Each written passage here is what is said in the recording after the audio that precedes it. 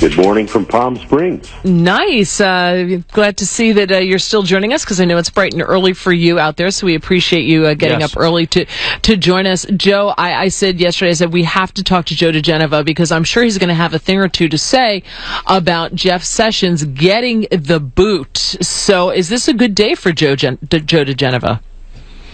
Well, it's a good day for the Department of Justice, the President of the United States, and even for Jeff Sessions.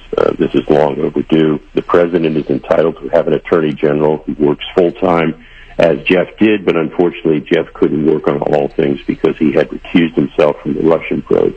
As a result of that, he injured himself severely inside the department and outside the department, and certainly with the President. So the President has chosen wisely. Matt Whitaker going to be a terrific acting Attorney General for 210 days, and also may actually become the final Attorney General when all is said and done. But he's an excellent guy and a very smart fellow.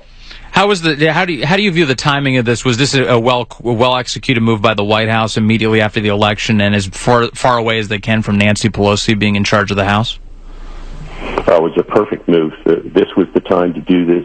I don't think they were worried about who was in charge of the House. They needed to get this done as soon as the numbers had increased in the Senate for Republicans, so that Sessions' successor could be confirmed much easier than might have otherwise been the case. And that's what they were concerned about, a successor. Okay.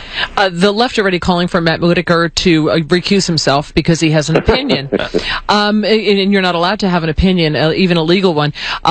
Do we see him stay in the job, or do we see someone else replace him? Several names have been floated already. I'm sure there's going to be a lot of speculation about his successor, but here's the thing the President is going to do. The reason he's got this guy taking the job out for a test drive is he's been working with Matt Whitaker for a year. He likes him. Whitaker's I don't know if you've seen him. He's a big, hulking guy. He has a command presence as opposed to the diminutive Mr. Sessions. Matt has worked with the President and with General Kelly.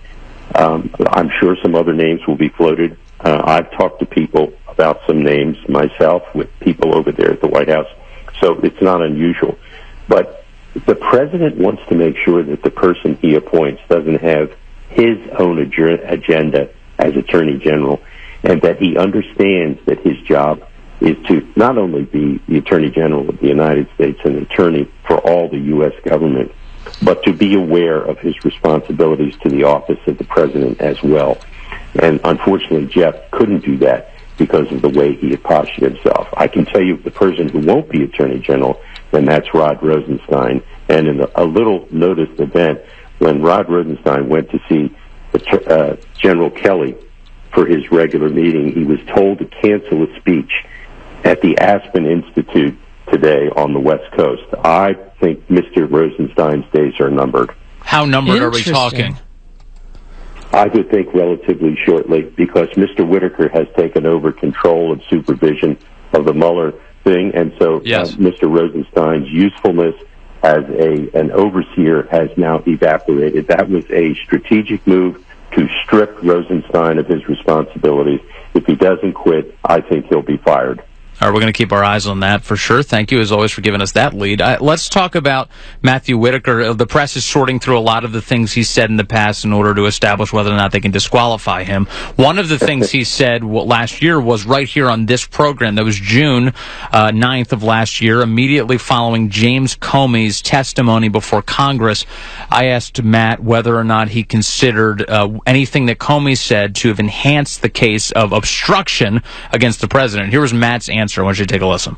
So as a former U.S. attorney, you must have some sense, though, of whether or not we're closer to an obstruction of justice case after yesterday's testimony or further from it. How do you feel about that? There is no criminal obstruction of justice charge to be had here. There's just the evidence is weak. No reasonable prosecutor would bring a case on what we know right now. And, because it all boils down to what was the president's intent, and we really don't have any evidence of what the president's intent was. Okay, so that was Matt last year. Does that give you more encouragement, too, for him to take this role? Well, yeah. I mean, he'd even be stronger today. He wouldn't give that answer today. The answer he would give today is under Article 2. The president can fire anybody he wants in the executive branch, and his motive is irrelevant. So he could have hated James Comey, and it wouldn't have mattered. So anyway, Matt is a smart fellow, and he'll do a great job for 210 days, and he might even be the Attorney General. But we'll see. The president may want somebody with a big name. Do we start to see some of the declassification now that we've been waiting for that has not come? What are we going to see? Yes, the president has indicated that he's going to order the declassification. I think it's going to happen relatively quickly. What do you think we're going to see, Joe? Declassification. What exactly are we going to see declassified? We're going to see we're going to see the excisions from the FISA applications involving Carter Page. We're going to see the James Baker 302s, the Bruce Orr 302s. There's all sorts of information. It's going to be substantial. It's going to drive the Democrats crazy up on the Hill. Adam Schiff will be screaming obstruction of the Mueller investigation, and it won't matter because the Mueller investigation is over except for some hanger-on cases about people making false statements to him. But other than that, obviously there's no Russian collusion, and there can't be because there wasn't any. All right, more in a second with Joe. Thank you, Joe. Well, I want to get more from your perspective on what's next for the Mueller investigation and also what happened with that declassification material showing up in the hands of the Inspector General at the Justice Department and now possibly getting out. You can help us navigate that in a second. We're talking to Joe diGenova, legal analyst, former U.S. attorney. Joe, the president was the one, it seemed, who tapped the brakes on declassification a couple of weeks ago, saying he was going to send all these documents to the Inspector General of the Justice Department first. Now he seems to be saying, I'm getting ready to declassify again. Why the change? What happened there? Navigate it. Because Rosenstein tried to extort from the president a promise not to declassify under the threat that if he did declassify, he said Mueller will view this as an obstruction and add it to his report. And so the president backed off.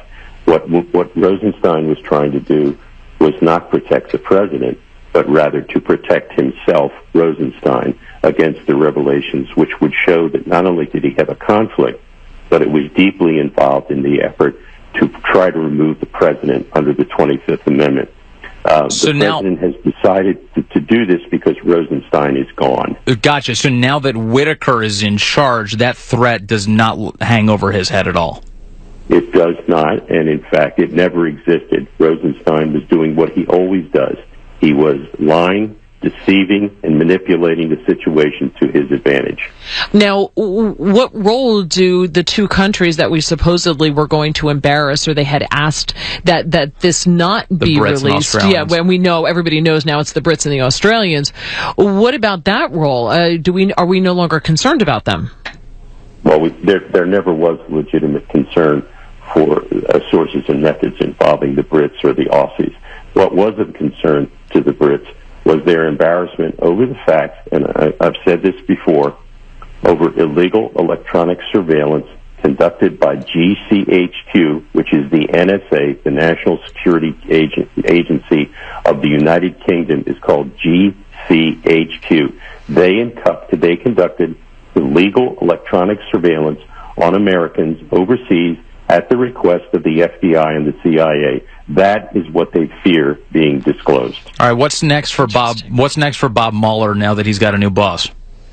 I would think that he's possibly going to charge a couple of people with lying to him, but after that, I mean, he's done. There's nothing more on Russia. There never was. I mean, it's basically he's going to, who knows with somebody like Mueller. I mean, the guy obviously is. This is ridiculous that he's been here this long. Very interesting. Now, Joe, what moves on? They were hearing about Kavanaugh impeachment as well from the Democrats. We know that Jerry Nadler was discussing that on the Acela. So I want to ask you about that. Are there any grounds at all that you can see to impeach Kavanaugh at all? Do they have anything in their arsenal? Well, they can make up anything they want, just like they made up the charges. By the way, Christine Blasey Ford, not a thing that she said happened. She may have been delusional and believed it, but her testimony is completely false. There is utterly no corroboration whatsoever of anything that she said. And now we know that the four people involved in providing false information to the Judiciary Committee are going to be under investigation by the Justice Department. Whether or not anybody's charged, I don't know. But it is very important that people who purposely lie to a Senate committee to obstruct a Supreme Court nomination face massive federal investigation for what they have done to the American people and the process. I must have missed it, just 30 seconds. Joe, did Cory Booker, Kamala Harris, Dianne Feinstein, any of them apologize to Judge Kavanaugh for the false accusations? Oh my goodness! You know what? That they're going to be fun to watch as they run for president. They're going to really be fun to. Cory's going to come out of the closet. Kamala's going to talk about all of her relationships in California. It's going to be great. Wow, that's quite a prediction. Well, thank you, Joe. Really always appreciate having you on, sir. Thank you, Joe. Now go back to sleep. Always loaded for. If you or a loved one get leg cramps or foot cramps, you know how painful it can be, how disruptive they can be. Muscle cramps can jolt you out of a sound sleep or interrupt your daily life. Well, listen carefully, because I recently learned about TheraWorks Relief. It's a non-greasy foam that's proven to relieve muscle cramps fast and reduce muscle soreness. Plus, with daily use, TheraWorks Relief can even prevent muscle cramps before they start, so you can get a full night's sleep or do the activities you love without worry. TheraWorks Relief only takes minutes to apply, absorbs quickly, and it works. People love the results. You've probably seen Dr. Drew Pinsky on TV talking about TheraWorks Relief, and many of my colleagues on radio are also talking about TheraWorks Relief.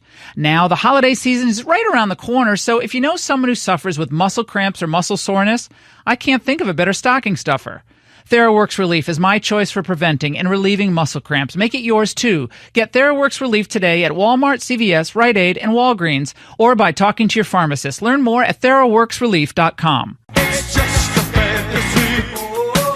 So if you spend any time with me, and if you have started to follow me on either Facebook or Twitter, you know that one of my absolute favorite people in the universe is a guy I work with the Institute for Liberty and the podcast, our podcast, the Langercast. His name is Jerry Rogers. He's a VP for administration at IFL, founder of Cap Allies. You can Capitalize. You can find him at Cap Allies on Twitter. In fact, I'll put that up both on the Andrew Langer Show page, and I will tweet out his information. So, Jerry, I got a whole list here. I'm going to go through the list with you, and I want to get your reaction to each of these. Are all suggestions. Don't give me your full feedback until after you hear the whole list. But here are the suggestions thus far as replacements for Jeff Sessions as Attorney General. Are you ready? Yes. Okay. Here's where we go. Trey Gowdy, Pam Bondi, Chris Christie, Joe diGenova, Chris Kobach, Lindsey Graham, Judge Judy, Jay Sekulow, Mike Huckabee, did I say Lindsey Graham? And finally, Gerald Rogers, America's Mayor, Rudy Giuliani. Anybody stand out to you on that list? Well, who's not on the list stands out. What about Laura Ingraham? You know something? Somebody tweeted in Laura's name. I needed to get to that. That was on the list down the road. So yes, Laura Ingraham going on the list. But yeah, I'll add that to the list. Yes. Okay. Jerry's suggestion, Laura Ingraham. All right. But anybody else on the list already that stands out? Well, Trey Gowdy does, of course, right? I mean, yeah. I was disappointed when he decided not to run for re-election. He has a prosecutor's mind. He is, in my mind, an honest broker on issues. And you know what? I would love to see the different haircut changes from day to day if he's back in government. Yeah, it's interesting because we've gotten a couple of tweets critical of him, saying that he's more of a showboat, a show pony, than serious. So that's which I find very interesting in that regard. What do you think though? There have been a couple of very serious suggestions about Chris Christie. You're from Jersey. You're still dialed into Jersey politics. What are your thoughts on Christie as an attorney general? Well, he's a big personality, and he's a bit of a narcissist. He was a good governor his first term, lost his way his second term, and you know, I'm not sure if he and the president could be in the same room together for very long. I think they would butt heads. Chris Christie is not a team player. I don't think so. He's someone who probably still thinks he should be president. Now, ladies and gentlemen, my guest is Jerry Rogers, founder of Capital Allies, vice president of administration of the Institute for Liberty. iChooseLiberty.org is the website. I hung out with Jerry for a good chunk early on election night. Jerry was rather Eeyore-ish. I'm gonna tell secrets out of school, Gerald. Jerry was rather Eeyore-ish going into the evening. But yesterday morning you woke up. It was a brand new day. You were positively ebullient. I like that word. Yes. Tell us why. Well, look. I did not watch returns from 9 o'clock until 12 o'clock. Because again, I was depressed, and I thought America was being undone. I woke up got up at midnight and watched the analysis from midnight until 3 in the morning.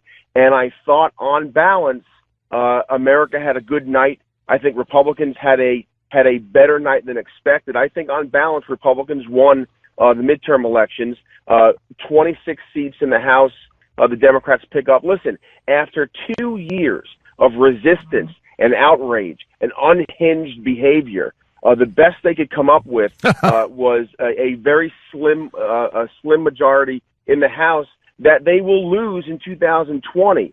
I think the Republicans increasing their majority in the Senate and even more importantly, winning Florida, winning Ohio, and Iowa. I think those are the big prizes of the night. And you had been particularly concerned about Florida. And I want you to talk about why Florida, and to some extent you weren't expressing concern about Ohio, but the same reasons why you're pleased about Florida, you also are pleased about Ohio. Talk about why that is. Well, I mean, look. I mean, take a step back, right? The economy growing at 4%, wages are up. The economy is growing. We are in a good place. The trade policies, the Supreme Court nominations. And for Trump to win re-election in 2020, it's going to go through Florida. And if there was a radical progressive at the head of government there, look, you and I we've worked on the other side of Democrats. Democrats will do anything to win. We saw that with Kavanaugh with the confirmation process. They're willing to lie and cheat and even destroy. And the fact of the matter is, not having a Democrat governor in Florida, I think, makes the playing field even in Florida. And with even, I like President Trump's chances. Going back to something that initially that you said, and there's going to be a question in here, Jerry, so stay with me. My guest, of course, Jerry Rogers from the Institute for Liberty, Capital Allies. I just tweeted out a link to his Twitter handle from my Twitter page as well. You're absolutely correct. The Democrats they picked up within the average, the margin of the average of what the out of power party picks up in a midterm election, going back to, thinking about the outrage or the deep and abiding concern, I should say, about President Obama and what he was doing with regards to a variety of policies. The Democrats lost 60 plus seats in the 2010 election. Losing around 30 seats is within the average and nothing. But I want to go here real quick. Because I just got handed this. This is from the Wall Street Journal today. Democrats poised for power positions. I'm going to give you a list, Gerald Rogers, and I want you to tell me which of these people scares you the most. At Ways and Means, Richard Neal from Massachusetts is chairman. Maxine Waters is chairwoman of the Financial Services Committee. Adam Schiff.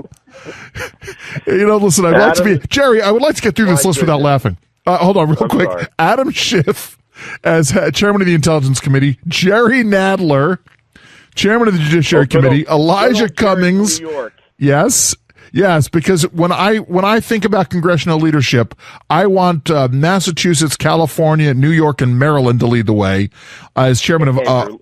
Go ahead. Let me give you my most wise political analysis right now.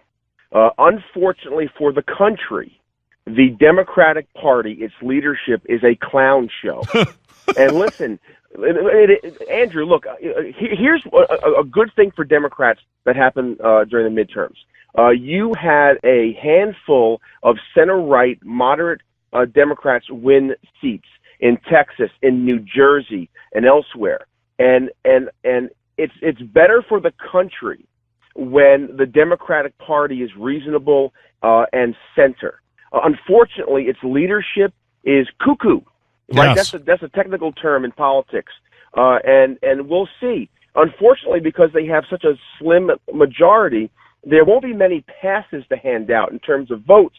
And so the moderates who were elected, and by the way, they had to lie to their constituents to get elected, right? They had to say that they weren't going to go the way of the Pelosi's and the Nadlers and the rest of them. But they're going to have to vote that way because there's so few of them in terms of the majority. And we're going to see 2020 is going to be another big election, and I think we're going to see a red wave response to the blue ripple of 2018. Blue Ripple sounds like the kind of thing you drink with when you're having some of those Swisher sweets, Jerry. Jerry Nadler knows all about Blue Ripple.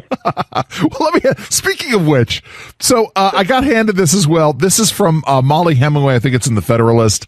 Sure, she's great. Yeah, the title of this is Incoming Democrat Chairman. Dems will go all in for Russia, impeach Kavanaugh for perjury. Apparently, Molly Hemingway or somebody, I don't know if this was, somebody was sitting near Jerry Nadler on the Acela, the Amtrak train from New York back to D.C., and I guess he couldn't keep his mouth shut. He's talking to everybody. First of all, Jerry, isn't there a general rule, don't conduct sensitive business on